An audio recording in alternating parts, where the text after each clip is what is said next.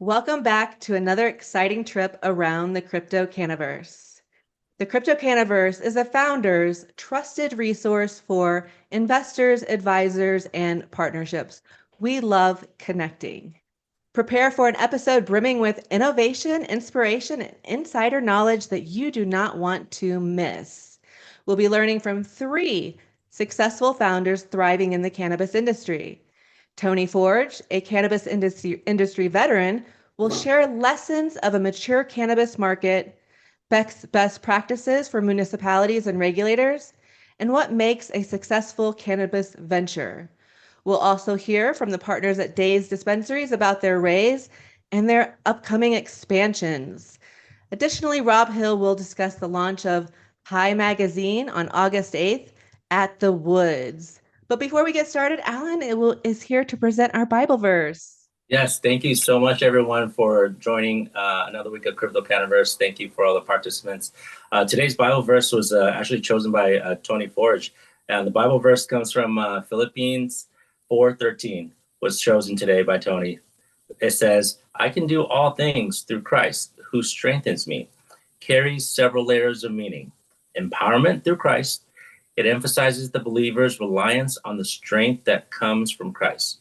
It suggests that through faith and the support of Christ, believers can achieve things that they may seem difficult or impossible on their own. Spiritual strength. It speaks to the spiritual strength and empowerment that believers receive through their relationship with Christ. It encourages perseverance and resilience in the face of challenges, knowing that Christ's strength is sufficient. Context of contentment. It speaks about. In the broader context of Philippians 4, the verse also relates to the theme of contentment and trusting in God's provision. Paul, the author of Philippians, speaks about being content in all circumstances, whether in plenty or in want, because of his reliance on God. Personal encouragement. It serves as a personal affirmation and encouragement for believers, reminding them that their abilities and strength are not limited by their own capacities, but are enhanced by the power of Christ working within them. I love this verse, Tony, because it speaks about contentment and having trust and full faith that we can receive strength from Christ, our Lord. It also talks about resilience, knowing that through different challenges that we have in life, as long as we stay resilient and trusting in Him. But how does this resonate with you, since you chose this verse, Tony? First of all, you got to get off mute.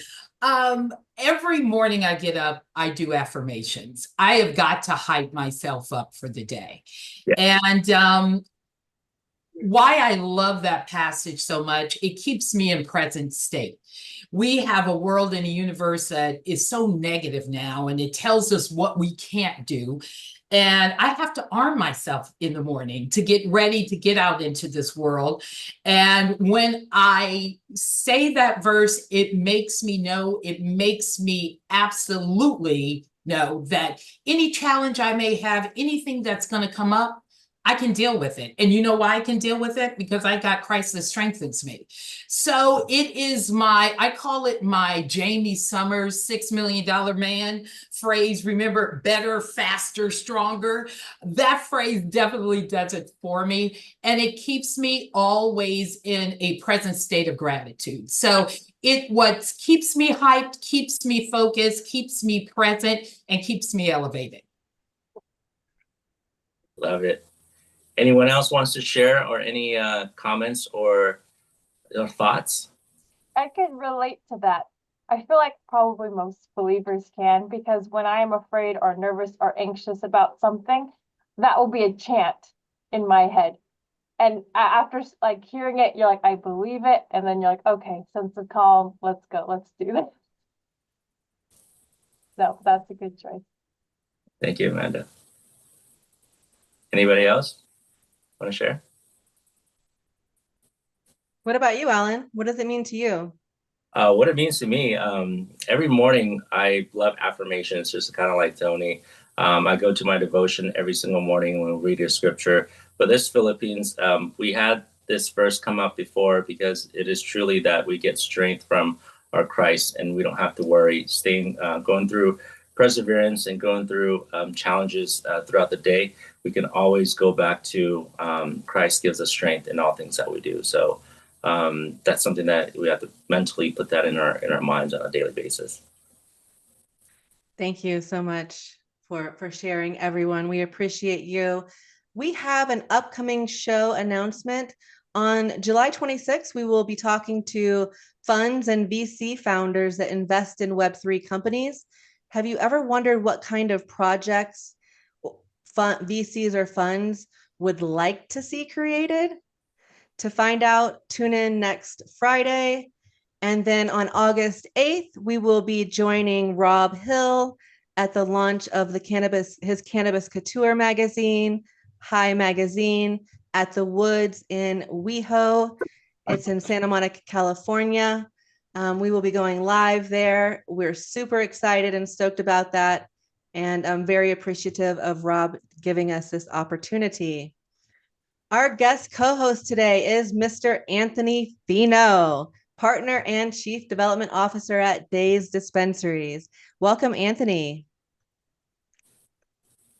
Good morning. Good afternoon. Good afternoon. How are you doing today?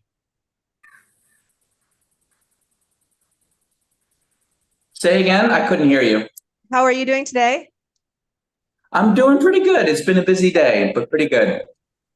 Yeah, sounds like you got a little bit of an echo there. Where are you calling from? I'm calling from the airport.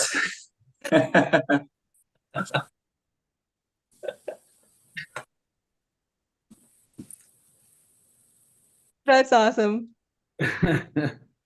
Well, thank you for being here today. Can you hear us okay? Sure can. Wonderful, wonderful. And Anthony, he is a startup maven. He has had startups in Africa, in New York, in California, just to name a few. He's been featured for one of his yoga startups in Travel and Leisure magazine. I mean, this guy is just on fire. Anthony, can you please introduce yourself a little bit more and tell us about what your current projects are? Sure. Well, the most current project we're working on is an expansion of retail. Guys, I'm gonna have to pause because I'm getting a signal interruption. So just hang on, please. Kind of reminds me of like the news. Like he would hear us and there's such a long delay. I was like, oh no. Yeah, that's not a problem whatsoever. Where is everybody else calling from quickly? Amanda, where are you calling from? What state? Sunny California. Nice. The weather's Tony? a bit strange, but it's Same as Amanda and Rob, I'm in beautiful LA. Oh, nice. And then Alan? California, Northern California, Sunshine State. And Jordan? Hot Atlanta. Very Oh. hot and humid. Yes. Atlanta. Arby? Beautiful state of Florida. Nice, nice. And Rob, where are you calling from? Frogtown, USA. Frogtown, USA. On the LA While River. we wait, while we wait on Anthony to hop back in, we're going to go on down and introduce, our company highlight, which is Rob Hill, and he is the editor-in-chief of Hiii magazine. Rob has an insane amount of experience in launching magazines, writing for some of the best, publications there are. Let's go ahead and have him introduce himself. Welcome, Rob. Well, thank you for having me. Very exciting time. About to get on a plane to go fly to proof the magazine as it comes off the presses, and planning our party. We had to go audition for Woody Harrelson, kind of to get him on board to do the party at the Woods. They've also opened up a cocktail bar next door, a holistic cocktail bar that's connected with a tunnel. they found a loophole in the West Hollywood ordinance. So you can, at our party, you're going to be able to have a martini in a bar that looks like you're in Havana, Cuba, put your martini down, walk through a really beautiful tunnel with pictures of Owen Wilson and Willie Nelson and Bob Marley and Woody and Eddie Vedder, and go smoke a pre-roll by the koi pond and the parrots. So I think it's going to be a really cool, really great party for a magazine that I really think is going to change this industry. It's going to give the industry its due, and it's going to give a different perception of what a cannabis user is. And so far we had booked 35 paid ads in the first issue, which out of the 8 magazines I've launched, we've never done that. Everybody was saying they didn't have any money, but when they saw the magazine and they saw what we were doing with the party, and the big announcement that I'm going to make here first is we booked Porsche as our opening spread. It's never been done before in a cannabis magazine. The entire global Porsche team is going to be at the party doing interviews. They're going to park their new car, which has hemp and flaxseed paneling in it, in front of the woods. And we're going to have Klieg lights, wow. and we're going to have Crystal in a bungalow doing interviews, and we're going to have the 250 grooviest people in LA there. I didn't get my That's invite. amazing. Must have got lost in the mail. Are you in LA? I can be. When is Okay. the party? Send me your email and name, and I will get you on. I'm actually, after this interview, I'm spending the rest of the day working on the list. So everybody here is obviously invited, and the list is being curated as we speak. Wow, it sounds like a phenomenal event. It triggered in my head they're doing the revival of what's the old oh shoot, I'm drawing Reefer Madness, right? Yes. Yeah. So I mean, it just seems like there's a really great time, in the health and wellness movement, and the attention that cannabis is now getting around, Schedule 3, and it seems like people are opening up in even the corporate world, as you said. Porsche, I think their headquarters, I see them every time I fly into Atlanta. They're based here, so that's phenomenal that you're getting that company in there. I mean, you're doing something special. So it's really the biggest moment of my career when I walked out of there with the signed IO from Porsche. Wow. They've never done it before. They're going to be putting all their might behind announcing that they're entering the cannabis market and marketing to cannabis consumers. That's going to lead to Bentley. That's going to lead to Range Rover. That's going to lead to Levi's. That's going to lead to Apple. That's going to lead when the dominoes begin to fall. We're going to be the Vogue magazine for cannabis, and we're going to be really successful. And that's what Porsche basically put the stamp on. And I'm just absolutely thrilled. Congratulations, Rob. Can I ask how long this has been in the works for you, this magazine? 18 months. Wow. Yeah. Yeah. That's 18 months. Short period of time to do so much. Really, congrats. So did you find out anything, Rob, about this hemp car? I'm all excited about the hemp car because I go to the Porsche Experience off the 405 freeway. I love that place. It's called the Club Sport. It's green, a beautiful emerald green. It'll be parked in front of the party. And they decided to use flaxseed and hemp seed for their inside panels on their doors rather than, I don't know if it was plastic or what they were using before, but whatever material they were using before, they're now exclusively buying their hemp from Oregon, from a hemp farmer up there named Eric, who I know. And it's a really big deal because what this magazine is about, it's not just about, cannabis is such a versatile plant, and that's what scares them so much because it's got utility, it's got the ability to change consciousness, it has the ability to heal, and it has the ability to just, I think, make people nicer. And, they've been scared of it for a long time. They put a lot of obstacles in front of us. And, the great thing about, anybody can have a blog and get censored or a social media site, but not everybody can have a magazine, and nobody's telling us what to do and nobody's censoring us. That is amazing. Are you guys currently looking for investors or partnerships? So right now, our whole thing was proof of concept. This is friends and family money to get this out there. We just have not met the right investor who sees what we're doing, and that's about to change when this magazine's all over town and we start taking it to other cities. So we're going to prove our concept here and look for the right investor that's in it for the long haul as we, build up to 10 to 12 cities. And then by the time we get to legalization, the plan is to have a Condé Nast or a Hearst or a Jay Penske, when they're ready to start getting into this market. Jay will be at the party. He publishes Rolling Stone and Variety and Hollywood Reporter and Vibe and Fader. He buys magazines. He's making a lot of money off his magazines. And, that's the kind of partner that, we would love to have. Well, I'm interested and we invest, so please keep me posted as you. And, it's very exciting. We got Wiz Khalifa, we got Pax Vaporizers, we got Lost Farm, we got Bohemian Chemist, we got Porsche, we got 25 others.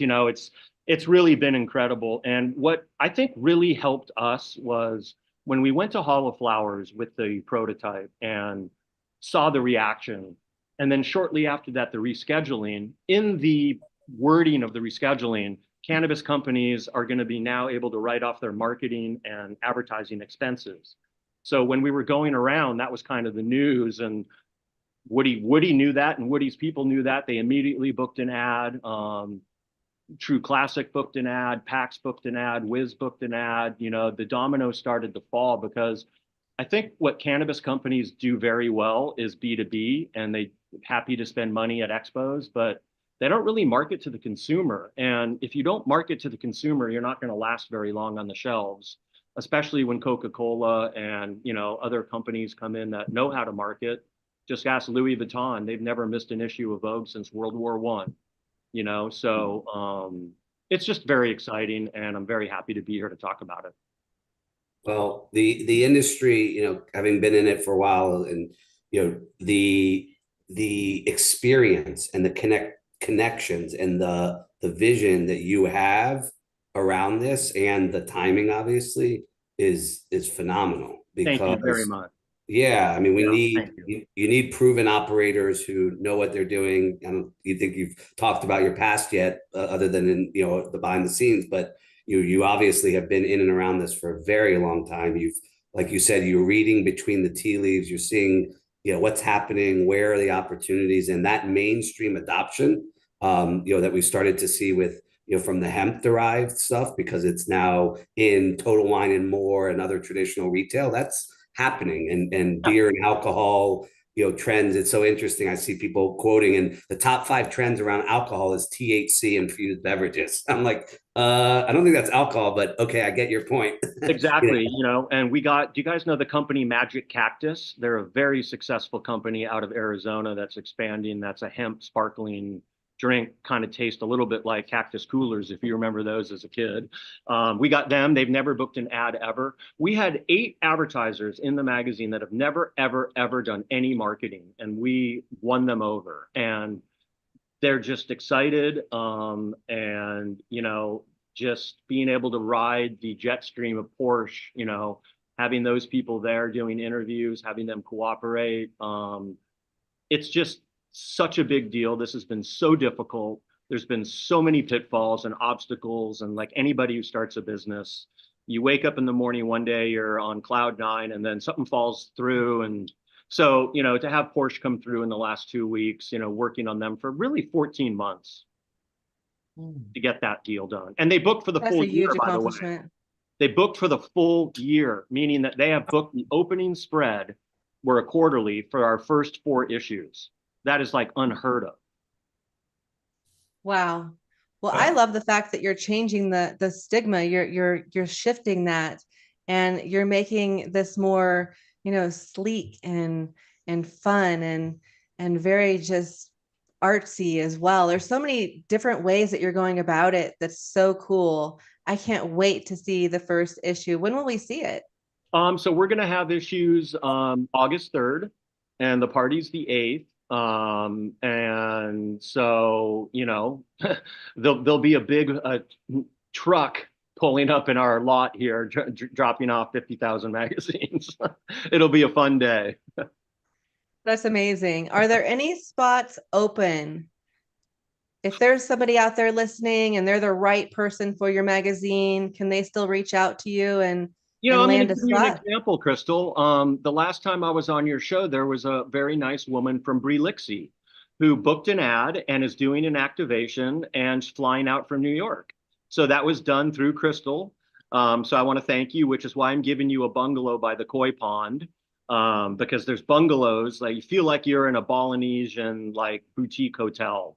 It's very cool what they've done. They put about 12 million bucks into this thing, and and by the way, we got all 3 lounges. We got Pleasure Med, which is at the restaurant Irie, which is a 4-star restaurant in WeHo that has a Michelin star chef where you can order your pre-roll at the table and smoke and have your steak. We got him, and then we also got the Cannabis Cafe, which was the original Lowell Lounge back in before COVID. That one's on La Brea. So none of these people had done any marketing at all, and they decided to give us a chance. That's So, yeah, amazing. the answer is it's too late for an ad, but if somebody's listening to this and they want to hear more, please feel free to send me an email at rob@hiii, HIII, mag. We do have some gift bag opportunities available for the right company. It's 200 gift bags. And it's being sponsored by PAX, so they're going to be doing the gift bags, but everybody can be in it. And we've got about 22 people in it right now. And growing up in Hollywood, I know how important gift bags are, so I want it to be the best it can be. So yes, that if somebody wants to get into the gift bag and come to the party, please email me. Wonderful. Well, thank you so much for joining us today, Rob. So excited for you. And all the amazing things that you guys are doing. Let's go ahead and welcome back our guest co-host, Anthony. How's it going, Anthony? Good. Thanks for being patient, guys. Rob, I have to say, I should also mention that I have spent time with Rob on several occasions in the past. He is a stand-up gentleman, as is his partners. And I've had the pleasure of joining them at one of their events. And the reason why I think hiii is successful and is going to continue to be successful is because it's a breakout media publication in the cannabis space, which up until now has essentially been dominated by the side of cannabis culture that's gritty and more about the flower and the smoking and less about the lifestyle. And Rob's magazine is polished and it's about the lifestyle, which is, I think, more relatable to a broader audience. And there's no surprise that folks like Porsche, et cetera, are joining on because it's the only publication doing this. It's destigmatizing Crystal, like you said, and it's creating something palatable for a broader range of everyday folks, which I think hiii is going to be greatly successful with that. So hats off to you guys. At hiii Magazine, Rob. Thank you, Anthony. I have a question. And I hope to see you August 8th. You're on the list, so you will be invited. Steven's on the list. All right. So if you guys are around, I'll be there with bells on. So Rob, I mean, one of the things that I think is so important that I know that you guys think about a lot is how you're developing community and how you're building community from a core location, a core space and time. How do you see building community through events, for example? How are you expanding the community beyond LA? I know it begins in LA, the core is in LA, but how do you go beyond that? And let's start with how do you build the community here in LA and how do you go beyond that? So the community here, one of the things magazines do better than any other form of media, and I could list 50 of them right now, from Playboy to Rolling Stone to Wired, is they kind of provide a sort of stylized portal into these industries if they're done well, which creates sort of a community. I know when Steve Jobs first saw the first issue of Wired, he told his marketing director to book the back cover for the first year. He understood what that magazine was going to do for his industry, which was to make it cool and polished and stylized and everything that Steve did. So I think we want to be that in Los Angeles. I think this party is going to start it off. We've spent an enormous amount of time talking to people and meeting with people and curating this list that I think is going to set the standard for the cannabis botanical community in Los Angeles. On top of that, part of our business plan is to do an event every issue. So we do 4 issues a year. So every issue will have an event. And not just at the Woods. It'll be, Anthony's been to our space. We have a 10,000 square foot outdoor cannabis and alcohol friendly space with a stage and a fire pit. We could fit 500 people and probably 30 activations. So what we're finding, what really worked for us was the marriage of the gift bag, the activation, the party, and the magazine. That as a holistic package made sense to these companies that are used to paying, you know, $15, $20, $25, $30,000 for these trade shows, but won't spend $500 like advertising their product. Well, we sort of found our way in, and I think that our formula really worked. So we want to prove it here. And I think that's going to happen really quickly because now we've had Vaughn's call, Albertsons, Whole Foods, and Erewhon that all want to carry the magazine. So our guy who's doing our distribution is out there running around town. It's not just going to be in dispensaries. It's going to be in markets. It's going to be on the 10 biggest newsstands. And then also it's going to be in all the deliveries from Herba, the Woods, and 4 or 5 other dispensaries that we've kind of like checked off by zip code. So we'll get the magazine into people's cars and into their homes and into their dispensaries and then onto their newsstands. So I think that So yeah. So, Rob, that's interesting because a lot of people will say, well, magazine print is dead. Now, that's what I've heard from some folks, but we all know that a lot of folks like to have a magazine in hand. They like to hold it. They like to flip through the pages. They like to put it on their coffee table. How are you bridging the space between digital and print so that it feels holistic? So yeah, I mean, we do have a Instagram page, which I think is quite good. And our website will be launching on the 8th. The interesting thing about the magazine, and there's been actually more magazine launches in the last 18 months than in the last 15 years. Life magazine's coming back, Playboy's relaunching, Cream magazine's just relaunched, Nylon just relaunched. I think there's a bit of a backlash right now against this digital world, and I don't know if digital really drives ROI. Yeah, you might want to buy a t-shirt if you see a link, but it's our whole point of our magazine is to drive people to the dispensaries, to educate them about the products. And, a big splashy ad in a magazine, there's just still no better way to do it on the planet. There's, if you can get that magazine into the consumer's hands. I mean, Cigar Aficionado just had their best year ever. I think they did 48 million. Because the advertisers know that magazine's being read by consumers that spend money on cigars. He's got a great business. So yeah, we want to have a little bit of that, and then we want to have some exposure on the newsstand. But I think we all know, Anthony, that the biggest broken part of the magazine business aren't magazines, it's distribution. It's the newsstand that's broken. It's 90 years old or 120 years old and hasn't been updated. It's run by the mafia. They're slow to pay. People don't go as much. So I would say if you're going to launch a newsstand only magazine, it's going to be a tough road these days, just because they're shrinking. So they're part of our strategy, but the bigger strategy is to get this all over town. And I think what we're really going to do with the website is do a lot of video. We have Snoop's videographer who's working for us, who does these little documentaries that are just brilliant, that I think really is going to be kind of like what the guys do for Guy Fieri does with that food show, like little versions of that, but for the cannabis industry. So share a little bit more about what resources you're looking to attract to fulfill an expansion, not only within the LA area, but outside of LA. So the plan is to put 3 of these out in Los Angeles. And we think by the 3rd issue that, we did 30 5 ads. I think we could do 45, and then I think we could do 55, because it's always easier after the first issue. In this business, you're asking people for money for something that doesn't exist yet. And so it's difficult. And I understand brands' apprehensions, but many of them just completely viscerally connected with this publication and pulled out their checkbooks.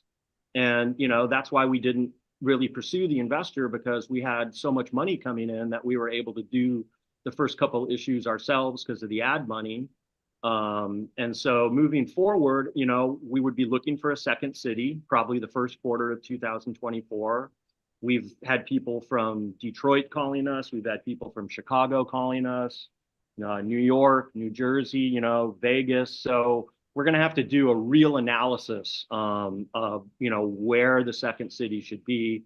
And that's when the real investment, once we start ramping up the second city and the third city and the fourth city, our costs don't go up very much, but our revenue skyrockets. So that's where the real game is getting to those 10 cities. And, that probably will take a strategic investor. And we are very open to that, providing that the person understands what we're doing. And, in some ways, this is more than a cannabis magazine. I almost call it like a sexy botanical magazine, because we're covering nootropics, and we're covering mushrooms, and we're covering blue lotus, and we're covering ashwagandha, and we're covering Alice mushrooms, and, all the stuff in Erewhon. So, it's really, truly a lifestyle magazine. There's actually very few pictures of cannabis.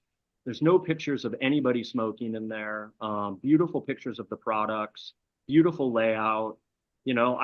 My whole goal for this 18 months ago was, if Condé Nast was going to make a cannabis lifestyle magazine, what would it look like? And that's what we set out to do.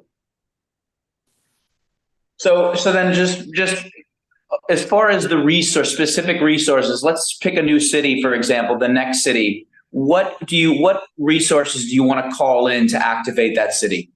So the only real resources we don't need an office. So there's no build out. We need 2 ad salespeople in that city, and 1 part-time editor that would report to me. But really what it comes down to is just, you have to print the issues, and that's really, the cost. But as when we hit 10 cities, our printing cost goes down dramatically.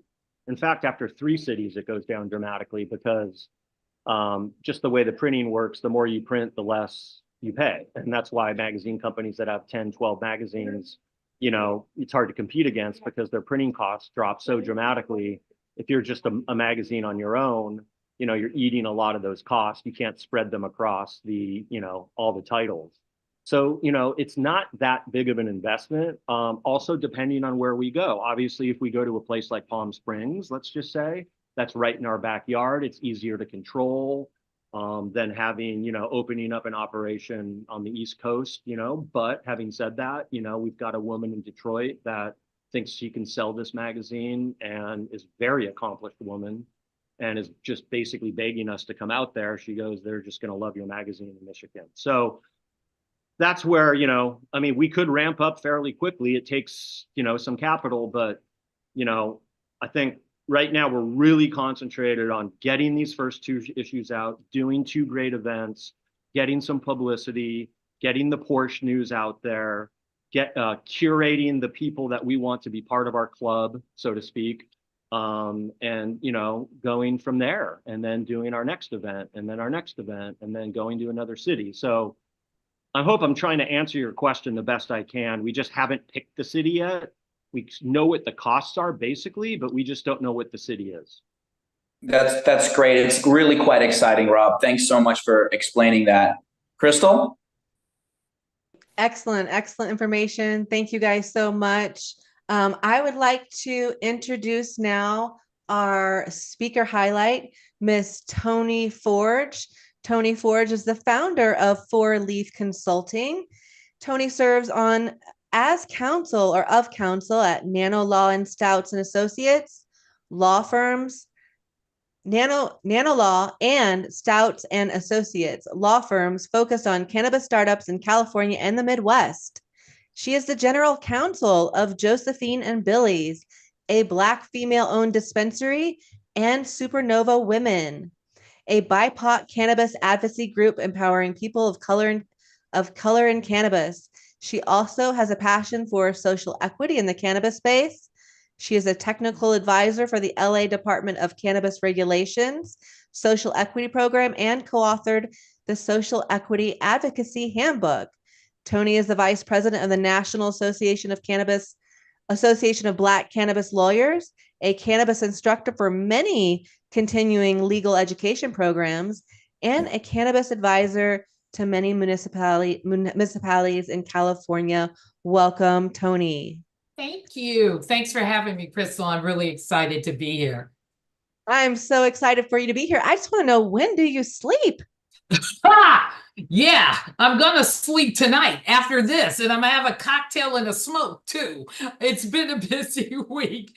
Yeah, but you know, I was just hearing Rob speak and the passion behind his voice, and that's what invigorates us, right? Because you're in a community that you feel extremely passionate about. And I never really smoked before. I really wasn't into cannabis. It was my ex-co-founder Monique who really got me into cannabis. And then I developed this love because I really believe what Rob was saying, the healing properties of the plant.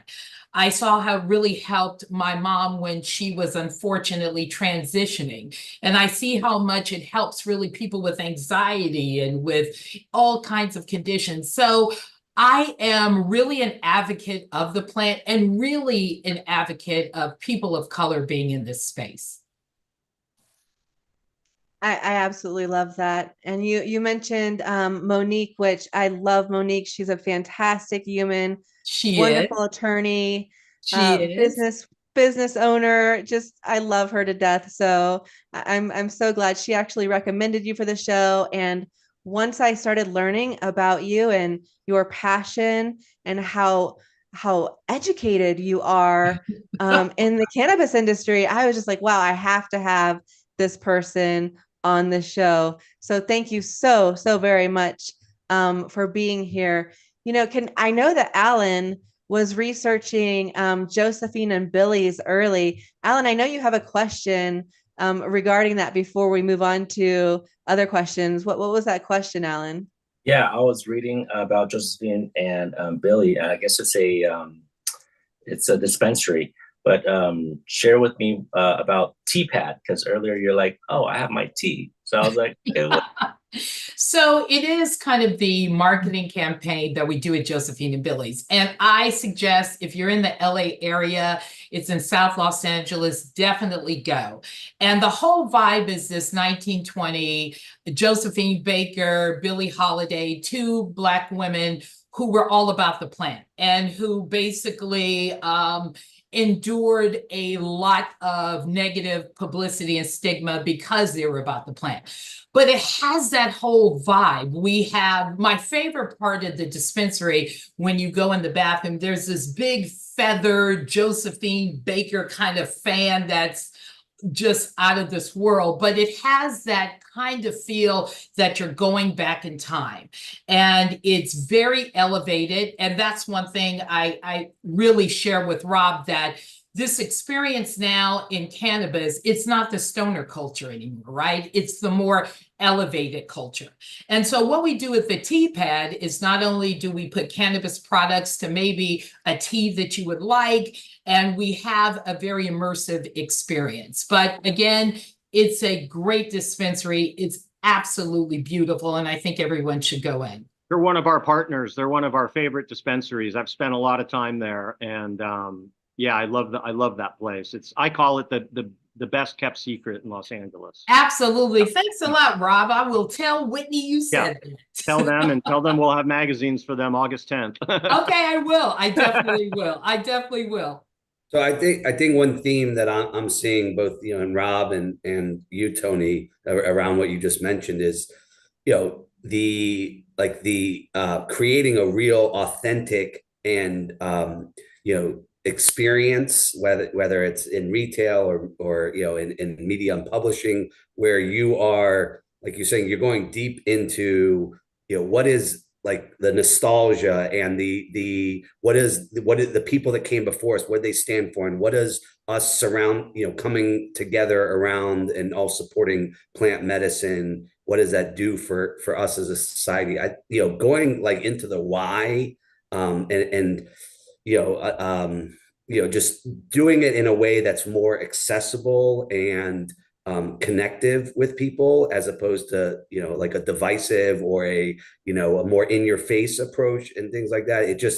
It shows me, and that's what I see eventually in the brand development, both in retail and brands, is that authenticity, connecting to the customer, coming up with products that produce a certain feeling and nostalgia, that it stands for something. That's to me what ultimately is going to emerge as the winning plan and strategy in the space. And so I think it takes, I'm sure, Whitney, who you mentioned, like, I'm sure she spent a lot of time ideating and thinking about, the bathroom and like all the stuff to generate a certain experience, the same way Rob is thinking about every, advertiser and the imagery and things like that. So it's, in cannabis, it's not, people thought it was, okay, you just get in and, you put up a sign and then everyone's going to come. And it's obviously much more difficult to that. And the real winning strategy, like we were alluding to before, is, looking ahead and saying, okay, the established, the Condé Nast, or the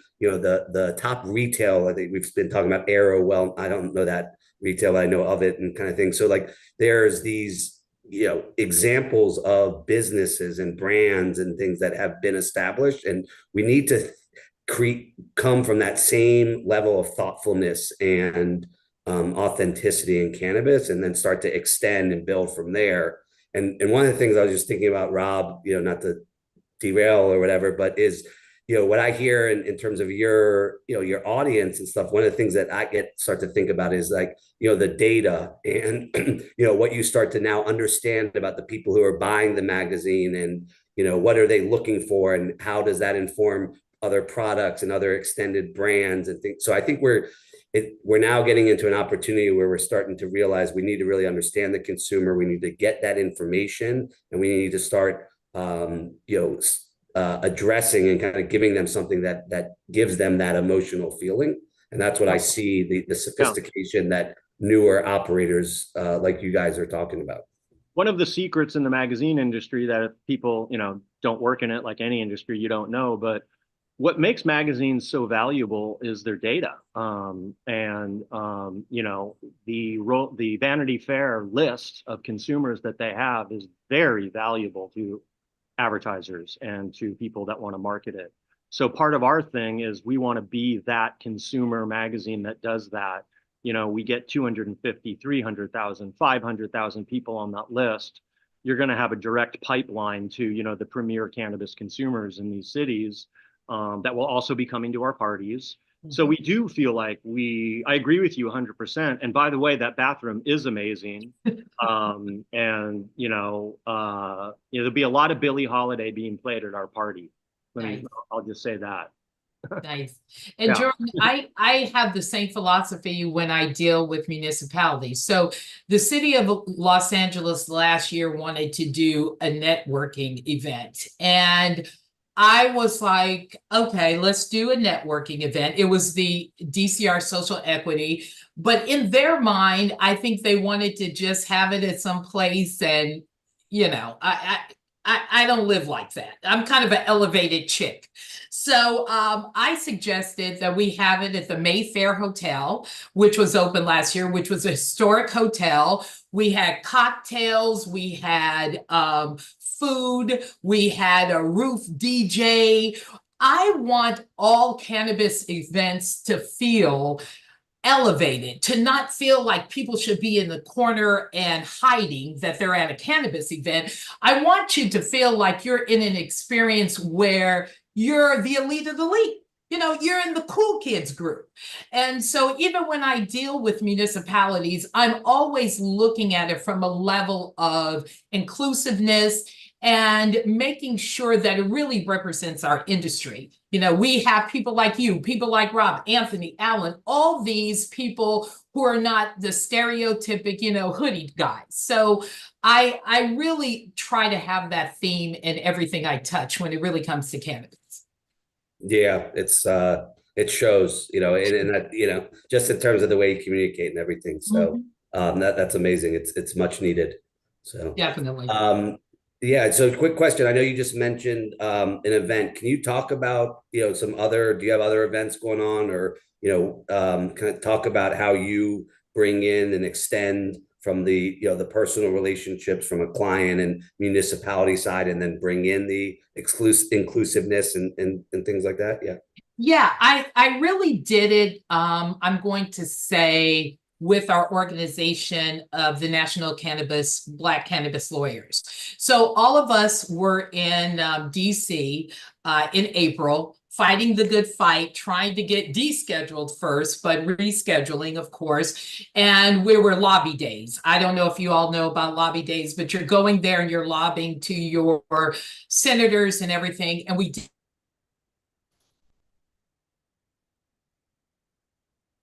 did that always in how we can merge everything together, Jordan. So at Howard Law School, the first time, we couldn't even believe it, because we're not going to talk about how minorities feel about cannabis, right? Minorities feel about cannabis. But we had Kat Packer, who was from Drug Policy Alliance. She used to be the executive director here. And Tahir just opened his new cannabis dispensary in New Jersey. We had them at the historic Howard Law School. We talked about cannabis. The dean was there. We had a whole event around the conversation of the importance of cannabis and why we're here, and trying to break down those walls in our communities of color. We all know that we have used it, right? And when you go to Latino communities, I was doing some community outreach for the City of Commerce, and I had so many Latino mothers come up to me and say, wait a minute, we grew up with putting cannabis and rubbing alcohol, green rubbing alcohol, putting it all together, and we would use it if we were sore in a particular area or the such. So it was so wonderful to be able to be at Howard, to talk about cannabis for the first time, to be allowed on that campus. That's a whole nother thing. But to really bring the whole community together, the legal community, and different operators to really talk about the importance of cannabis in our community. That's incredible. Tony, being someone who clearly comes from a distinct perspective, I wonder if you can share with the people listening how you approach shaping cannabis policies, how you approach that with municipalities. Is there a specific approach that you? Yeah. Well, first of all, I'm always amazed with the majority of these regulators know nothing about cannabis. So that's the first thing that always amazes me. Just tangentially, can you know something? It's always a friend of a friend of the friend that worked in the alcohol, and then they got the gig. So when I approach now municipalities, you got to get the buy-in from the community. We have to go into the community. We have to have conversations with the cannabis community. I mean, I know, Anthony, you know what's going on in New York, and it's all this backlash with the cannabis community saying to the governor and the regulators, you're not listening to us. And unfortunately, the regulators are being suspended, fired, but you've got to really get some buy-in, and you've got to go to the community that you're servicing. And that's my biggest pet peeve also with merit-based applications, Anthony. So for people out there who don't know merit-based applications, instead of letting anybody who has a license pay the fee, the municipality or the state says, look, I want to look at your application and make sure you have the best people and it makes sense and this, that, and the other. I'm always curious why the people who are reading and scoring those applications really don't have the experience of cannabis. They're not community people. They are not operators. They know really nothing about the plant. And so I think we need to, Anthony, reframe the whole notion about cannabis regulation and who's in charge of regulation and who's contributing to that conversation. Associations, groups, cannabis groups, we all should be contributing to that conversation. We know the industry. You know, George, you don't know it coming from the alcohol. Yes, it's analogous. Everybody says that, but we need industry folks to really participate in that process. And that's one thing I'm trying to change when I have conversations with municipalities and regulators. So then for folks who are considering getting involved from a legal or compliance perspective, what advice would you give them? I think you have to really go out there and talk to some trade associations and some folks that are in the industry. You know, I think it's really interesting that a lot of lawyers in cannabis don't really know cannabis. I was almost insulted, Anthony, 2 weeks ago. I'm getting ready to do this presentation, and some Ohio lawyer is thinking they're going to tell me about cannabis. And I just had to check them right quick with, excuse me, do you even have a regulation? Is this really even going to be passed? But it's this sense of, well, you know, entitlement. I'm a lawyer. I know. No, you don't. So I invite a lot of lawyers join the association. I first met Kat at Last Prisoner Project when she was there. Drug Policy Alliance, all of those things. I work with all of those organizations because I'm so open to learning and I learn so much from them. So I invite people in compliance, governances as such to do the same thing. Find out what the word on the street is in the cannabis community. What is going on? Rob's got a magazine. You are opening some extra dispensaries. I mean, you got to be out there and talk to you about what are those challenges that you're seeing, and then be able to communicate to cities about those challenges. I was in New York in March at Bingham University, and just by chance, some New York senator came to my talk. So it was great because then I had a one-on-one conversation with her about these are the problems that we're hearing from the cannabis community in New York. This is what you can do as a representative to alleviate that. So you got to be in the trenches to get the information. Tony, can you also touch for a moment? Oh, sorry about that, Anthony. Touch on the tax issue. You know, how are you influencing? I know 280E and all of that. I mean, the two things that are killing the industry, Anthony, is, see if you agree with me, taxes and capital. People can't get capital, but it's the taxes. Here in California, people are paying close to 34% in taxes, operators. So you have excise tax, state tax, sales tax, local tax. It's just nuts. So in order for this industry to thrive, we have got to cut those taxes. The city of Long Beach just cut the tax back to 6%. I'm always an advocate of, when I speak with municipalities, you gotta have some lower taxes. Yet you're not going to be successful. You know, it's the kind of dread. I was just having this conversation with Whitney yesterday. We just finished paying off taxes and here it comes again. And it's just too much of a burden, too much of a burden. So I know everybody's all excited about rescheduling and 280E, which basically says now as a cannabis business, you can only deduct for cost of goods sold and not for ordinary business expenses. And they think that's going to be the magic pill for this big influx of capital in the space. I don't know, Jordan, how you feel, but I don't believe that. I just don't. It's a nice win. You know, it's like the Ozempic of the industry. Yeah, it's good. You can lose some fat off of it, but I don't know how of the impact that's really it's going to be. And so many people are betting on that. No, I agree with you. It's not a panacea. It is helpful to a certain subset of, you know, operators who have a lot of income and, now that, they're the biggest beneficiary. And, yeah, it may turn you from, a little bit of a loss to a little bit of a surplus, but in the long term, that's not a solution, because, this industry is very complex and competitive. And so it's necessary, all the things you're talking about. It can extend the life of some of these operators, but it's not once we get it, then everything is solved, and now the capital is going to come in, because any capital that's going to come in is aware of what's happened the last 10 years, right? There's no one's coming in with blind faith. So they're going to look at your business and say, show me the numbers, and if you're not extremely profitable, unfortunately, like, that's too big of a risk when you add in,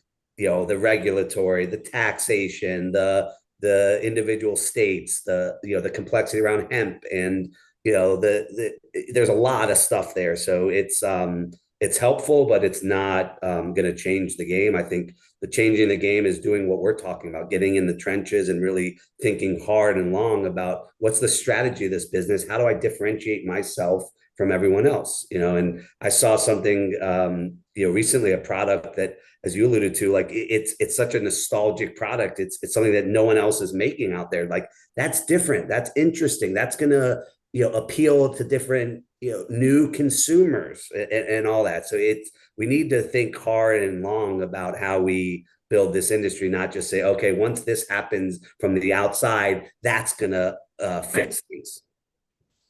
Yeah, I'll add to that. The removing of 280, I think, effectively allows existing operators to expand more quickly. But what it doesn't do is create consumer loyalty. Consumers don't know about or care about 280E. Products speak to consumers, brands speak to consumers, and the community speaks to consumers. And so if a business is not focused on those aspects of earning customers' loyalty, saving some money on taxes does not solve the problem.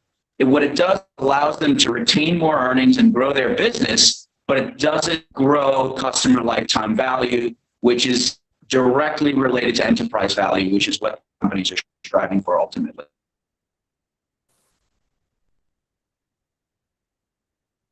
If time allows, Crystal, I do have one question for Tony, which is, from the municipality standpoint, the curious thing for me is, as new states and everything come online, like, do you see any opening or opportunity? Have you seen success taking something that's working from one municipality and being able to translate that to another municipality in terms of, like, learnings or things not to do? Like, do you see openings where that conversation is happening from a government to government? Yes, I'm going to say LA County, which is different, as you know, from LA City. So LA County is doing a lot of different things. First of all, they have a actual operator as assisting the county. So they have a cannabis operator. Her name is Kika, and she basically has the first Black-owned dispensary in LA. But she knows those problems, Jordan. She knows about, the real estate. Oh my God, that's a whole separate conversation, as you know, Anthony. So she knows about the real estate problem. She knows about the capital problem. She knows all of this. And she was one of the individuals who sued the city of LA with that whole lottery thing that was going on for licenses. And they have a very well-established cannabis lawyer who has been in the industry, a part of NCIA, and they have another wellness person, a cannabis wellness person. So it's this kind of community, and they're actually going out to the cannabis community and doing surveys, and they're doing kind of these info groups. What are your pain points? What is important to you? What do you think we should be doing? So I like that play. And they're rolling it out slowly. The problem is everybody wants to be the first to market, but to your point, what is the strategy? Why are we doing it? It's like doing a mission statement, what, when, where, how, why. And you've got to answer those questions first. And I really think LA County is doing that because they saw the mistakes that were made with LA City. Thank you. Mm-hmm.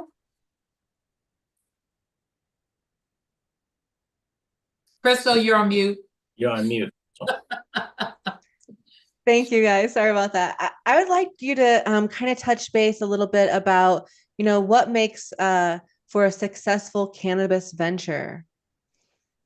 This is going to sound idiotic, but I'm just going to say it. I don't think cannabis operators understood that they would have to run a business.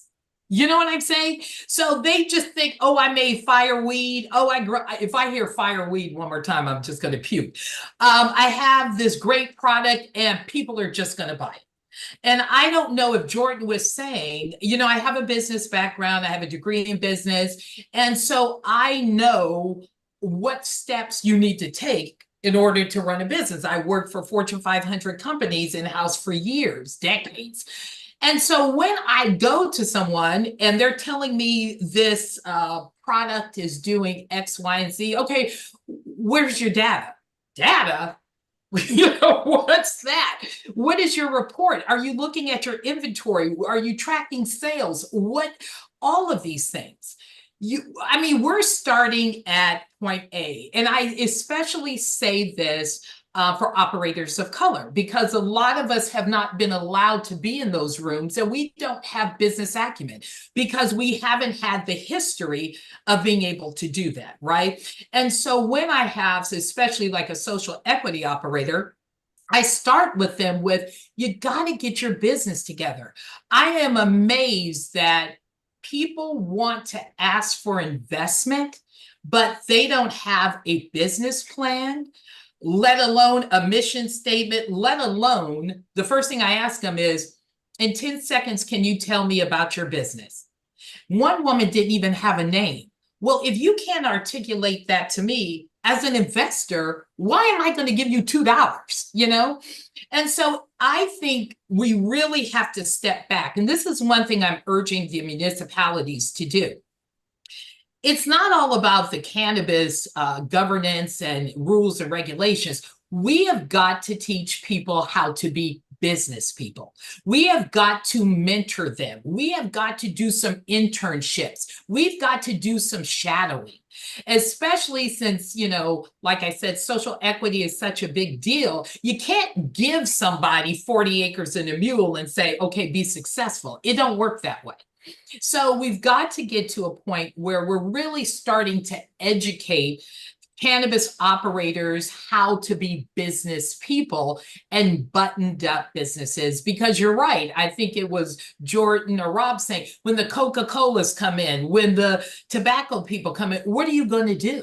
And we're seeing so many operators drop off. It was a sad thing. Alan, I don't even know if you know, but the first social equity business in this country is out of business. And so that person just wasn't prepared.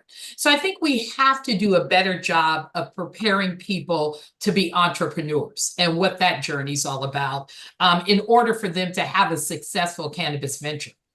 Yeah. Hallelujah, Tony. And this is one of my biggest pet peeves is the so-called, intention to enroll social equity applicants to be empowered to be business people, yet not giving them the tools or the support or the mentorship to prepare them to be competitive in a sophisticated world that all of a sudden cannabis is being dropped into. Correct. And this is a serious problem because it defeats the purpose of the well-intentioned from the onset.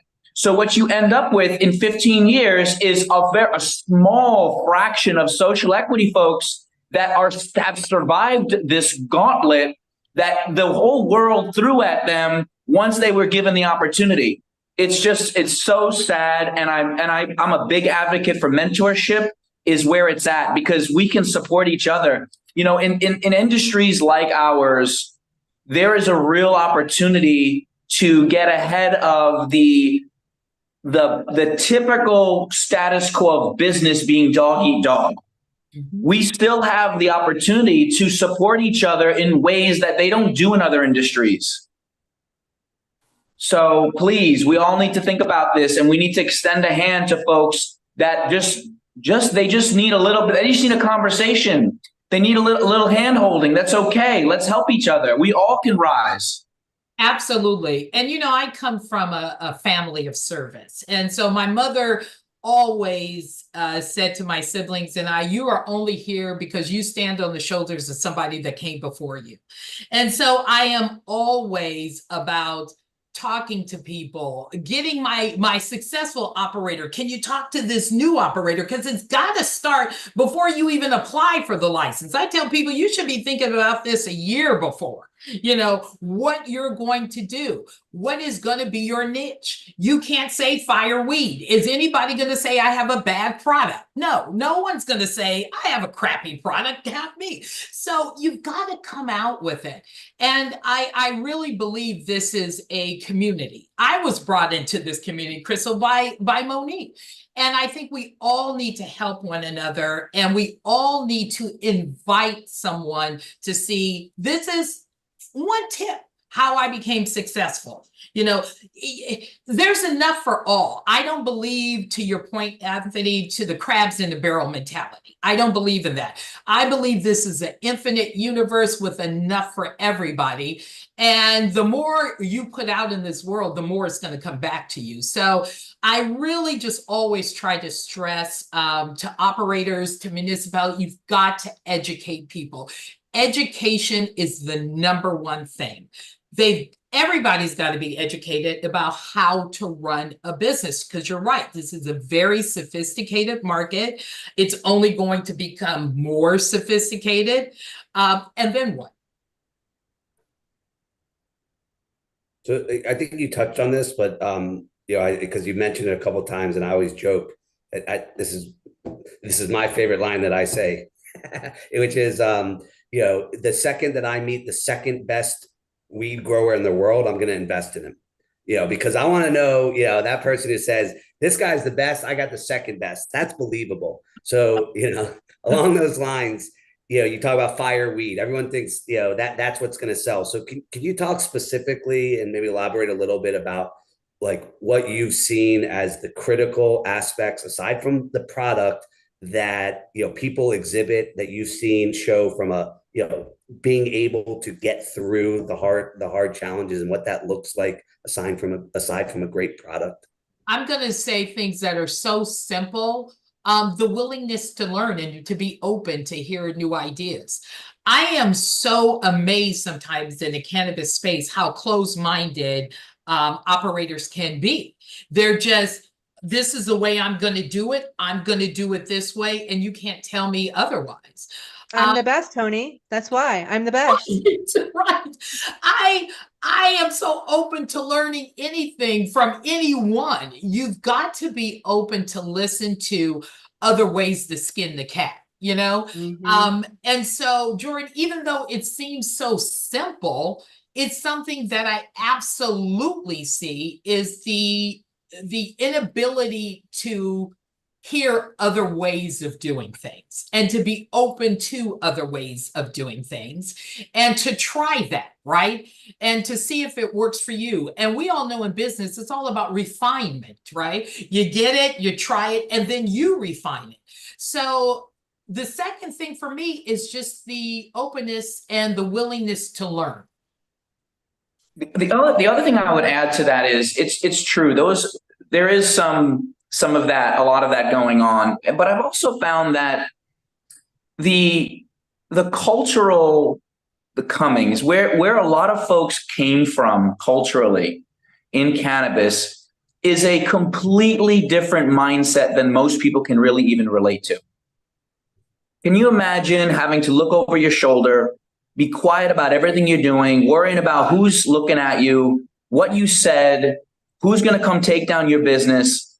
And it creates a mindset that is difficult to break out of just because now it's legal. So we have to have some empathy too for a lot of folks who are just getting comfortable trusting, just that alone. You are so on the money with that. And I didn't realize that till I start working with it. I had people that didn't want to sign a petition because they thought that information was going to be used by the police to come to them. There is such a distrust with government, including the regulators. And that's why I've been kind of working with this networking. We've got to bring the regulators to the people so they can see they're breathing, they're like you, some of them look like you. But you're absolutely correct. It's this distrust. And we do have to have empathy. And I never really thought that, because even though I'm from Compton, I'm able to rationally think they're not going to use this information to do anything. But if I was from a targeted group, really, really targeted, and I wasn't able, and I didn't have the background to know how to decipher information because I didn't have the privilege of having that education and everything else, I just don't know, because that was my experience. And you hit the nail on the head. People are bringing their experiences and their past to this, and we have to be open. And that's one thing I learned that caused me to open up, and when I tell municipalities, you're assuming everybody has a computer. You're assuming everybody has a smartphone. They don't. And so we need to do programming where we're physically out in the community so people can have that access to see us, and also have that access to know that we're not frightened to go to those communities and be amongst them. Those are great questions. Thank you so much, Tony, for joining us today on this amazing conversation. Where can our audience reach out to you at? I'm on social media, 4Leaf Consulting, Instagram, the number 4. So DM me any questions, anything. And Rob, I'm DMing you for an invitation. So check me out. Wonderful. Thank you. And before we hop off here, Anthony, I know you've had a little technical issue. Would you mind just kind of telling us a little bit about Dazed Dispensaries, your raise, and your expansion efforts? Sure. Thanks for coming back. I appreciate that. So Dazed Dispensaries is a multi-state operator with 2 locations in Massachusetts beginning in 2021, and recently opened up its 3rd location in Union Square last November with a lot of success and fanfare. So we're using this success as a platform to expand an additional 30 stores over the next 5 years, mostly in New York City, but also in DC, Connecticut, and some others in Massachusetts, and even New Jersey. This concept is all about destigmatizing, creating a fun environment that's welcoming to everyone. And it's really, this project feels like just what the doctor ordered. It's really for everyday folks who are looking to just have a little bit of fun and let loose. And so I'm super excited to be with this company. I've been working with them for about 8 months now. I officially became a partner last month, and now their chief development officer. And we are officially embarking on a fundraise. We're looking to raise $4 million by the end of 2025. I will say that we've already started raising. We just finished a raise for the next store, which we were just approved for in New York City, which will be in Lower Manhattan. So there's more to come. We're seeking licensees who just received their license, but they realize this is a lot of work. Maybe it's just best to hook up with a group that has experience and a track record. We're looking for those folks. We're also looking for independent dispensaries that are not performing well because maybe they don't have their planning or strategy completely in order, and it'd be easier for them to just rebrand with us and partner with us. So licensees, license opportunities are really important to grow our business, and of course, funding. Okay. What kind of funding are you looking for? Well, we are pursuing debt financing. We have some debt partners that are extending loans to us. We prefer to go that route, but of course, we're also looking for equity. Before the goal by the end of this year is $1 million, and by the end of 2025 is an additional $3 million. Okay, thank you. Thank you so much for being here with us, Anthony. Where can our audience reach you at? The best place to find me is on LinkedIn. You just search my name, Anthony Finno, on LinkedIn. You can also find us at dazed.fun. That's our website if you want to learn a little bit more about the company. Thank you all so much for being here. Before we close, we always love to close in prayer. I'd like to know if there's anybody out there with a prayer request. Do we have any prayer requests out there? Nobody has any family members struggling? Nothing? No. Everybody's rainbows and unicorns. I've got a prayer request, and it's not for anyone in particular. I want to make a prayer for our country and the people in our country. And we oftentimes focus on the things that we disagree about, but we forget to talk about the things that we agree on and the places we can find a common space. If we forget those things, folks, we're in big trouble. We got to talk about the things that we all agree on and work on the things that we don't. Amen. So I want to say a prayer for that, please. Wonderful. We can do that. Alan, take it away. All right, let's close in prayer. Let's bow our heads.